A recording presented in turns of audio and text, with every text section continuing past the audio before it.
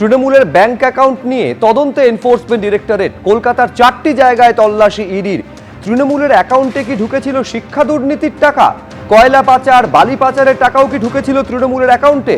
তৃণমূলের তহবিল তদন্তে এবার নামলো এনফোর্সমেন্ট ডিরেক্টরেট।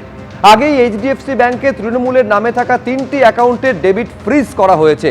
অরূপ বিশ্বাসের চিঠি ঘিরে তৃণমূলের তহবিলে বিতর্কের সূত্রপাত হয়। নিজেকে কোষাধ্যক্ষ বলে দাবি করে ব্যাংকে অ্যাকাউন্ট ফ্রিজের আবেদন জানিয়েছিলেন অরূপ বিশ্বাস। বেআইনি লেনদেনের অভিযোগে এই একই অভিযোগ দায়ের করেছিল ঋতব্রত তৃণমূলও। বিধাননগর পুলিশ কমিশনারেটে সাইবার ক্রাইমে এই অভিযোগ দায়ের হয়। তারপর ময়দানে নামলো এনফোর্সমেন্ট ডিরেক্টরেট।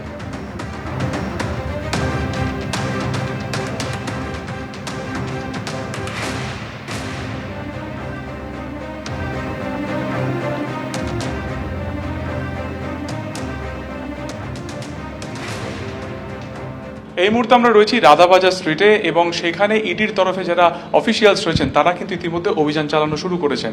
রাধাবাজার স্ট্রিটের এই বহুতল আবাসন যা সেতিয়া হাউস নামে পরিচিত, সেখানকার 5th ফ্লোরে সেখানে একটি ট্যুরস অ্যান্ড ট্রাভেলস কোম্পানি যার নাম হচ্ছে carewell tours and travels private limited, সেইখানে কিন্তু তদন্তকারীরা এখানে এসেছেন এবং সেইখানে এই মুহূর্তে কিন্তু তারা তদন্তের কাজ চালাচ্ছেন এবং তথ্য তল্লাশ করছেন।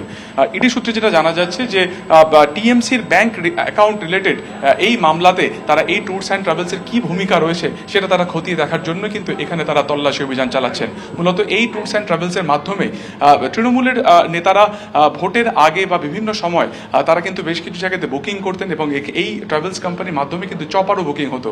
ফলত ইতিমধ্যে এই অ্যাকাউন্ট সংক্রান্ত বিষয় তদন্ত শুরু করেছে ইডি, তারা এসআইআর দাখিলও করেছে। ফলত এই ট্রাভেলস কোম্পানির কি ভূমিকা ছিল, এই ট্রাভেলস কোম্পানির মারফত কোথায় কার নামে কি বুকিং হতো এবং ভিসাও করানো হতো বলে জানা যাচ্ছে এই কোম্পানির থ্রু দিয়ে। ফলত সব মিলিয়ে এই ট্যুরস অ্যান্ড ট্রাভেলসের ভূমিকা কি ছিল পুরো বিষয়টি খতিয়ে দেখছেন ইডির আধিকারিকেরা। ক্যামেরা অতনু কুণ্ডুর সঙ্গে সুকান্ত মুখোপাধ্যায়, এবিপি আনন্দ।